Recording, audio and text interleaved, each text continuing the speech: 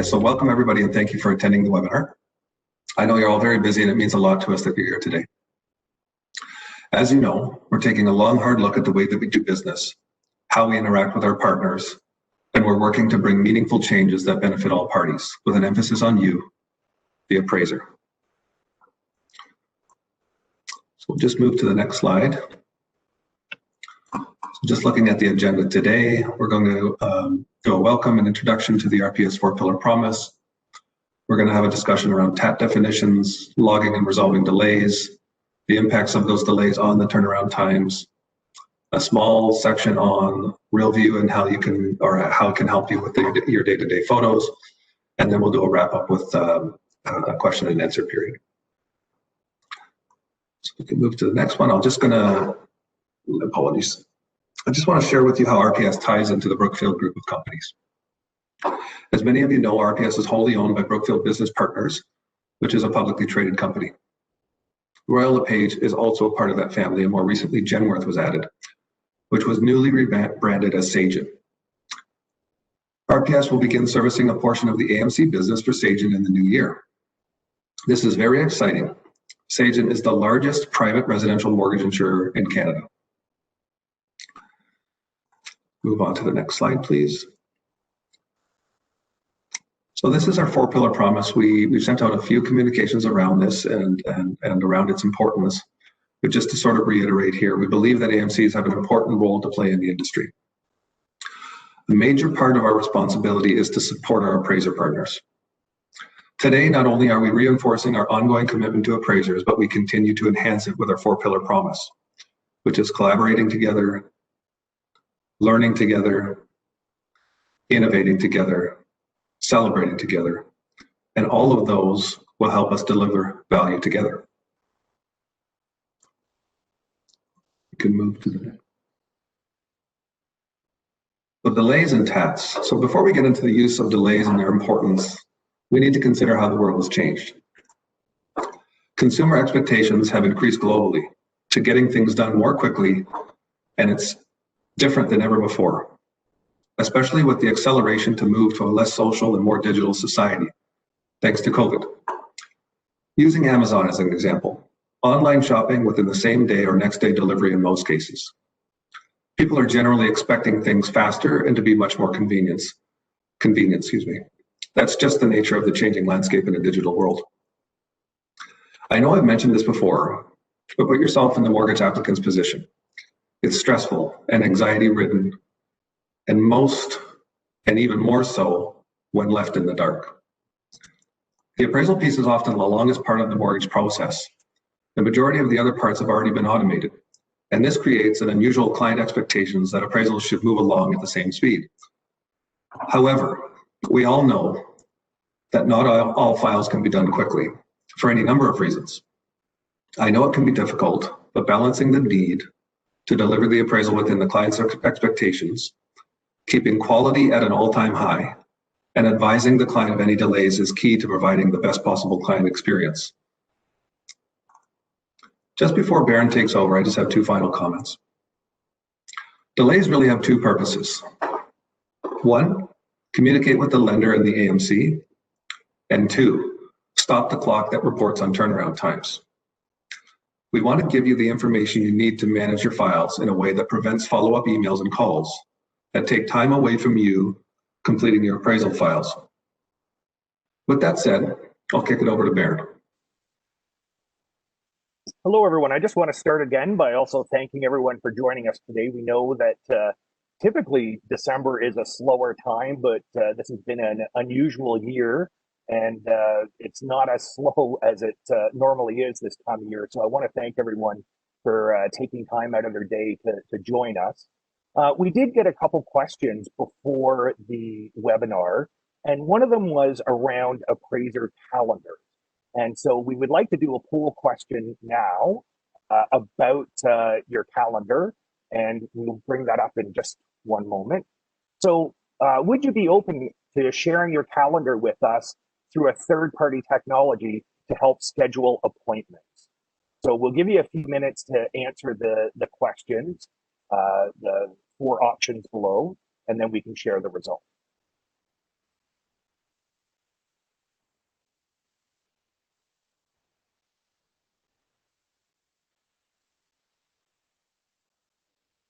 Okay, I think we're going to close the poll now. It will take a few minutes for the results to register. But we're going to, after the poll results come up, we're going to talk about turn times and delays and why they're so important. And I want to explain how we are measured by our clients. So we should get the poll results in a few minutes, and then we can move on to the rest of the webinar.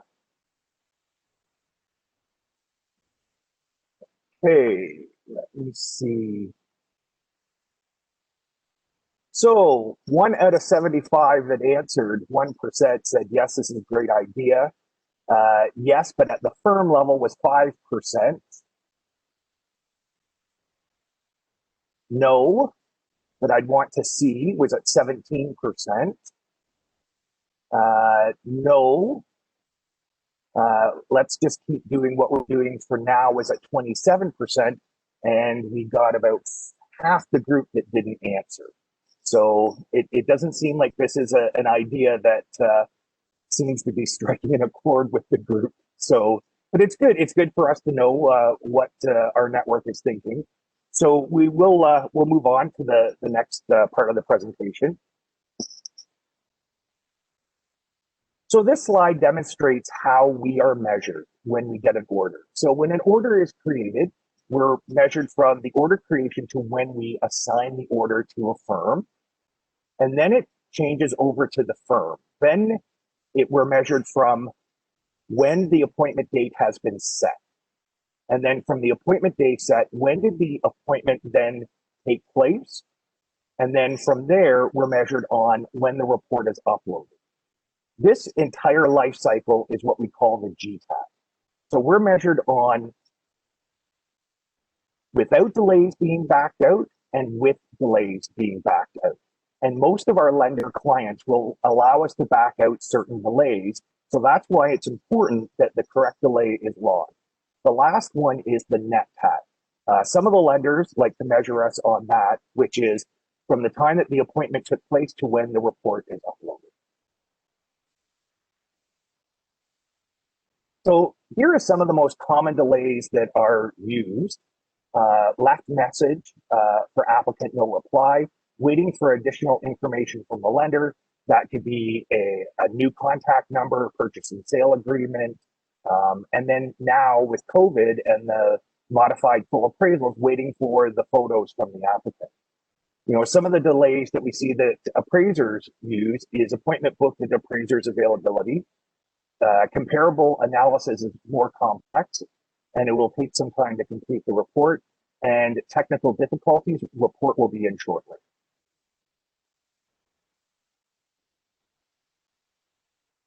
So I just want to run through how delays are logged, and I'm not sure that everyone is aware of this feature. At the top of the page where you can see all your orders listed, if you click on where it says options, that little I, the support, it'll actually take you right to the delay tab. So if you know that you need to log a certain delay for an order, you can use this shortcut to get right to the delay screen. But if you also want to use the comment support tab, that'll take you to the delays. As you can see, the first option in the dropdown is the delay. And then from there, you would select the delay reason. And then enter, you can add a few characters to add some additional information for the call center and for the lender. So it's really important to remember that a lot of these delays will go to the call center so that they can help you action what you require, but they also are visible to the client. So please just keep that in mind when you're adding a few comments.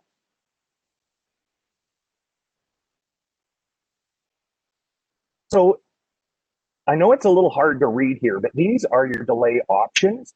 And after the webinar, we will be sending out a document that is, will be a better, easier reference guide for you. And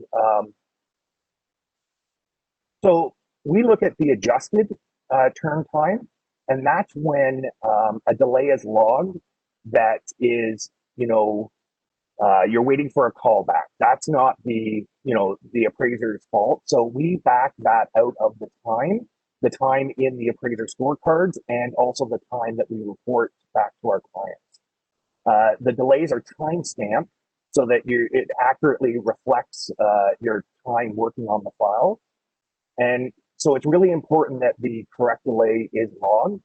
And as I said, there are some examples here of your options to log your delays. And when it says impact on TAT, if it's a yes, that means that's backed out of your turn time. And if it's a no, then it's not backed out of the turn time.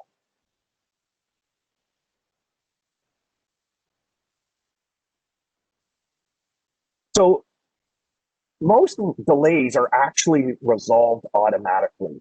Everything related to the appointment date, once the appointment date has been set, it will actually resolve that delay for you.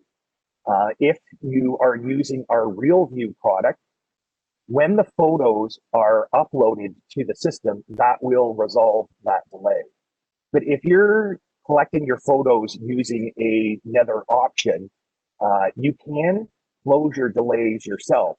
And it's in the tab there where it says open delays, and it will show you all the delays that have been logged on that file. And you can click resolve to close that delay once you have gotten the documents that you require, the photos that you require. So our RealView product can help you get the photos quicker, and it will help resolve the delay. Sorry, pardon. So our RealView product was created for the industry to help appraisers and applicants be safe while delivering quality appraisals effectively. So here are just some benefits for using our RealView product. It's easy, secure. It's a mobile web. The photos are digitally tagged for security.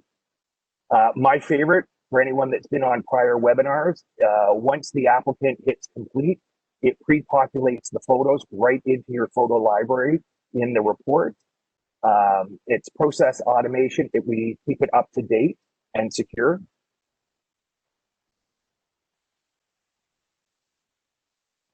So we've had some questions about the RealView product from prior webinars. And so, as I said, the first little phone there shows that it automatically will put the photos in your photo library, and then you can drag and drop them into your report. We've also been asked if you can save the photos to your desktop, and that is yes. So if you create a folder on your desktop, you can take them and drag them and drop them into your folder and save them for future use.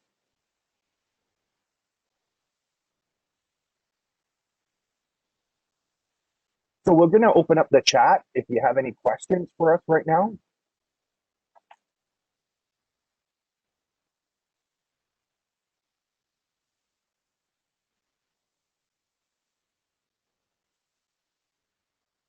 So what is the average turnaround time RPS is experiencing? So it depends on, okay, I'm going to assume this question is being asked with two, because we did get a question asked earlier, what is and are the turn time expectations for the various products? So for a full appraisal, it's 72 hours. But again, that's backing out the delays that are not within the appraiser's control. We were asked about a drive-by. That is a 24-hour turnaround time. Now, I know the next one is a very tight turnaround time, but it was about desk reviews, and we would like to have them done within 4 hours. And then the last was a standalone market rent, and that is 24 hours. And then I'm going to interpret the question, how are we doing overall with delays? And it really depends on the market right now. Some markets are extremely hot, and the delays are a little bit longer. And then in other markets where it's more stable, we have been able to get very good turn times. I'll jump in there real quick and just say something. I know there's been some discussion around the term time specifically, and that AMCs are responsible for the pressures that are put on appraisers. So I just wanted to quickly address that by saying we are a service to the actual lending institution. The turn times are actually given to us by that specific lending institution, and we're managing that file along the way to help it stay within the expectation of that specific lender. So I know there's been some confusion around that in the past, but I just want to put some clarity on that. So just to reiterate that again, clients are expecting these turnaround times, whether it be RBC or TD or Scotiabank or HSBC or whoever the client is. Those expectations are set by those specific lenders. We are then asked to manage those files based on the expectations set out by the lenders. So I just want to put some clarity around that so that, and I'm not discounting the fact that we have some work to do internally, especially when it comes to the way that we communicate with the appraiser, the frequency at which we communicate with the appraiser. That's work that we have to do. But I just wanted to clarify, the turn times are given to us, and then we're expected to manage those. So we do have a lot of work to do. And, I apologize. I know that there are some things that that do need to be changed, but those are the types of things that we want to know and that we are working towards taking that pressure off from the notification and the follow-up perspective. So sorry, Barend, just wanted to mention that before. No, absolutely. That's great. So Ken asked, how come appraiser emergency will not stop the delays? So add on to what Stephen has said is in that chart where some delays will stop the clock, some won't. A lot of that is, given to us by the clients of what they will allow us to back out of a turn time and what they will not allow to back out of a turn time. And I agree, Ken, that some things we may need to readdress with our clients. So a lot of this has to go back to the reporting that we have to do on a weekly, monthly, yearly basis with our clients. And so they will let us know what we can and cannot back out. Helen asked about urban and rural delays. And Helen, I should have said that. So most of our clients do have at least urban and rural turn times, and some will go as far as urban, rural, and remote turn times. So there is different turn times depending on the product and different turn times depending on the location of the subject property.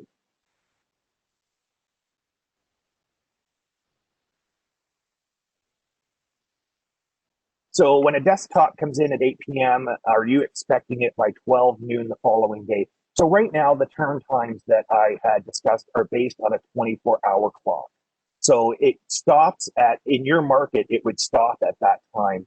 And so for now, yes, they would want it by 12 p.m. the next day. Yeah, so that 24-hour clock, the way that we're measuring the scorecards today is from 8 a.m. to 8 p.m. Monday to Friday. So another thing, sorry, Steve. And another thing I wanted to bring up is we are also looking at making it easier for appraisers to log delays. So in the presentation today, we described how we currently log delays, but in the near future, we are going to make this easier for appraisers. So keep an eye out for some potential changes that we're going to be making.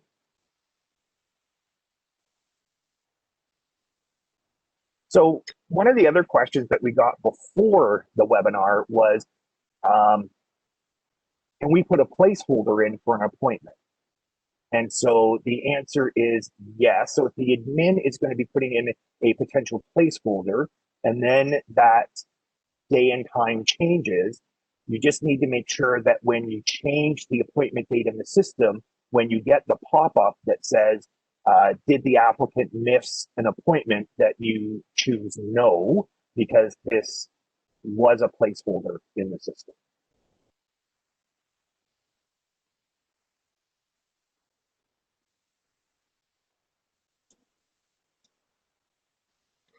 So there's another question. Sorry, go ahead, Barend.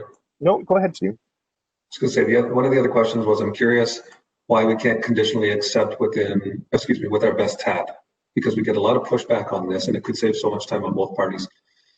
Yeah, so we're looking at a lot of different things, Letitia, and group, obviously, who's on the phone today. We're, like I said in the beginning, and just to reiterate, we're looking at the way that we do business. And if something doesn't make sense, we need to know about it, number one. And so I appreciate you putting those comments in there. But also we need to develop a way of doing it better. So the first step, obviously, is that being identified, which you've done. That's wonderful. And then the second is we're doing an internal exercise now, an ongoing exercise to address things that don't make sense, how potentially they could make sense, and then beginning to make those changes as we go. So you'll have recently seen a few of the improvements we've mentioned before. The most recent one, though, was including the quote page for all clients, so you could actually indicate your add-ons separately. So we're moving not as quickly as I think everybody would like, but we are making those improvements as we see or as they are identified. And we do have the resources and the bandwidth to actually make those types of changes, and it's part of our overarching roadmap to become, a much better AMC that is better partnered with our appraisers.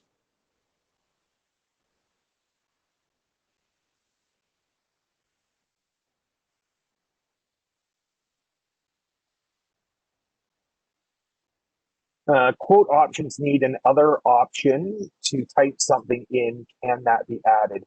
So if I interpret that right, I believe that we've gotten numerous feedback that we don't give enough characters for an appraiser to type in more details to explain why this order needs to be a quote or why they are quoting on this order. So we have gotten and received that feedback, and that is something that we are looking at, to give more characters to type a more detailed explanation.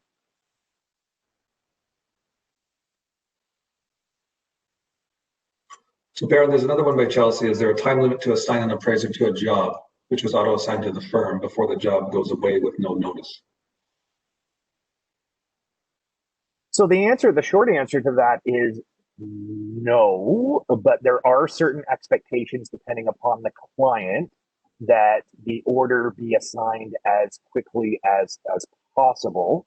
I know that there is some messaging that goes out around that, but the call center is not really actioning that in an aggressive manner to take orders away from a firm. But we do ask that if an order is assigned to the firm, that you do assign it to an appraiser as quickly as possible.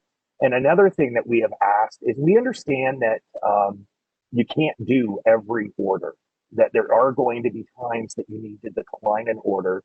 And all we ask is that you decline it as quickly as possible so that we can then reassign it to another firm. We've had instances where, it was auto-assigned or assigned to a firm and it wasn't declined for 24 hours. And now we've lost 24 hours getting that appraisal back to our client. So again, we understand that you have to decline some orders. Just please try to do it as quickly as possible.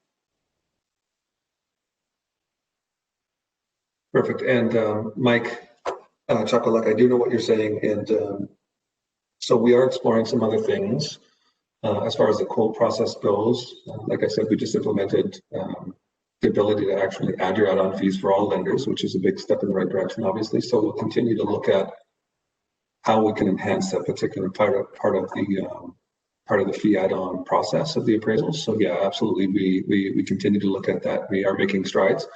And again, like I said, unfortunately, they're not fast enough to get in all of the cool stuff that we would like to get in, but we are continuing to do that.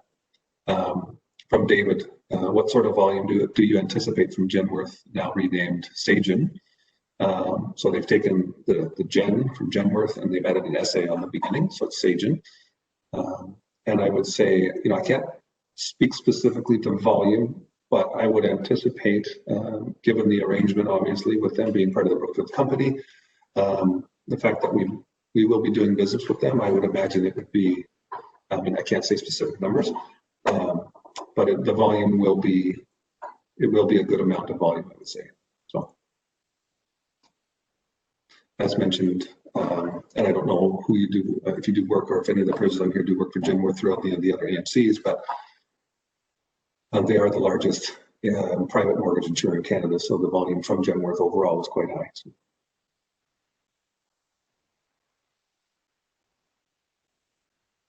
Okay, so Kim has asked, I believe the comments at the end of the report, the quality checklist, come from the neighborhood description, and then where did the quality checklist, they come throughout the entire report.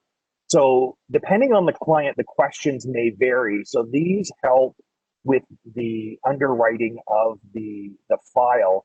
So these are questions that are driven by the client, and they will actually come throughout the entire report that will then create the quality checklist that you see at the end of your report.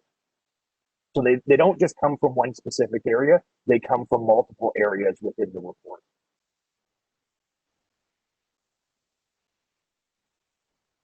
Yeah, just to kind of elaborate on that a little bit, ultimately what happens is the questions come from the client.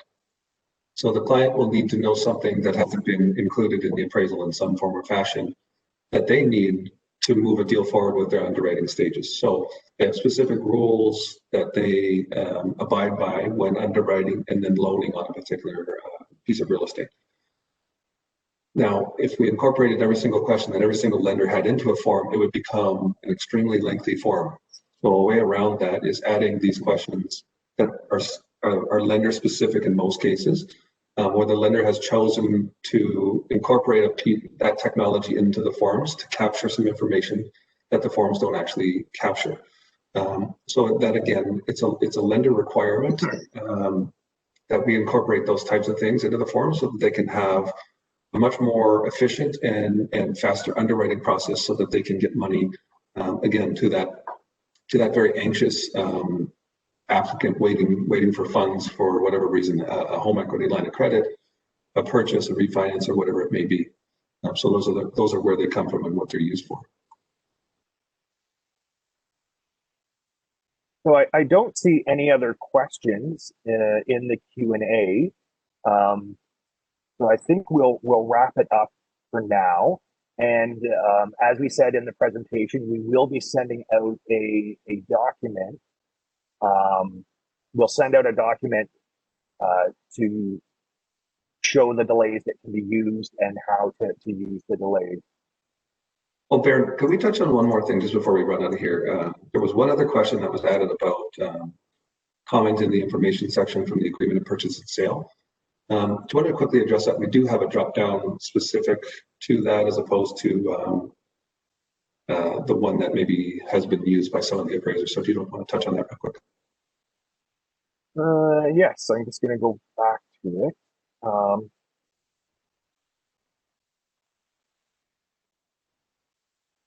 So there was a question about the purchase and sale agreement when you're waiting for it, and you should use the information required delay, and then in there's a specific drop down that you need the legal address or zoning and purchase and sale agreement or assessment documentation required. So there is a specific delay for that, and again, that will stop the clock until you get the. So if the client is using the add attachments, then they can attach the documents for you. Yeah, and just one last thought on that is, first of all, we appreciate all the questions, and we do realize that the delay process within our portal, let's say, isn't ideal or is less than ideal. So we are looking at how to revamp that entirely. Your input would be extremely important, obviously, in revamping that. So if there are any suggestions on revamping the delays, how to make that easier and less confusing, please send those concerns, those ideas to myself or Barend, so that we can incorporate that kind of thinking as we move to make that whole process a lot easier. I realize it's a lot of drop downs and a lot of choices within those drop downs, and we can simplify that. We'd like to do that in a way that actually makes sense for the appraiser. So your feedback there and everywhere else is greatly appreciated. So please do send those types of information requests or ideas to either one of us. So we have a question here from Barbara. The time frame to accept an appraisal, the time frame to accept is short for areas where internet and mobile access is less available. Can this be increased to compensate for locations where cell or mobile is not readily available? I'm not sure that you know that you can have your firm set up so that orders are auto accepted for you. And if that's something that you're interested in doing, then you can reach out to me and we can just make a change in the system so that the order, based upon your area of coverage, the order would be auto assigned to you. And then the system would automatically auto accept the order for you. But then we would go back to what I had said earlier. If there is, you're not able to actually complete that order, that's when we would ask that you decline it as soon as possible so that we can find an alternative firm to complete the assignment. But we can set you up for auto acceptance so that you never have to worry about that again.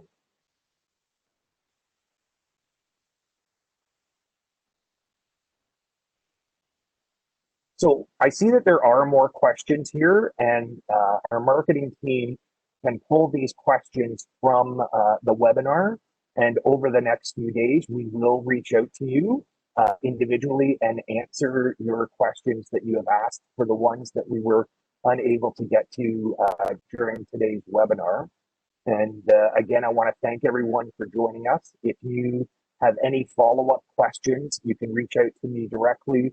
And I have done demonstrations, one-on-one demonstrations with firms to clarify certain information. So I just want to let you know that I am here to support you so that we have a great experience for you, the appraiser, and for the clients. Yep, I would just echo that, Barend, and say thank you so much, everybody, for coming. I know it can be difficult with being busy to want to reach out and try to get answers, but I do encourage you to do those kinds of things. Barend, and I know he's already volunteered for this, so I'm not saying anything I shouldn't, but he's available. We're all available here to get you through those tough questions, to help you with those types of things. Staying silent doesn't help us to make things better, so your voice in this whole process is important. So please do continue to reach out, get help with your questions on whether it's using delays, using the portal, using the forms, whatever that may be. And we're always here to help. So thank you very much for coming. Have a wonderful day and enjoy the rest of your week. Thanks, everyone.